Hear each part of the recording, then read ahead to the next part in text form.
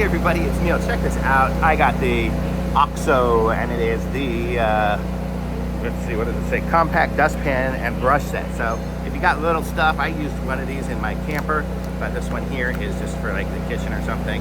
So let's show you guys. I'll show you guys what it is. We'll open it up here, and this is what the container looks like here. And basically, it's got the little rubber edge. It's got the brush here, and you can just sweep things into it, and it's got a nice little edge, so you just put it down on something here. You guys can see it right there. I have it on a box right now. Sweep it right on in there, and it works really good.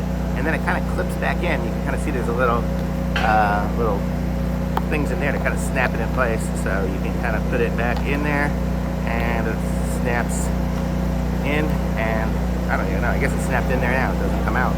So pretty cool little device. So I'm gonna say this is really cool. So pick up one of these. This is the OXO Good Grips, and thumbs up for me. Links in the description. Like this video, subscribe to my channel, and I'll be back with some more reviews soon.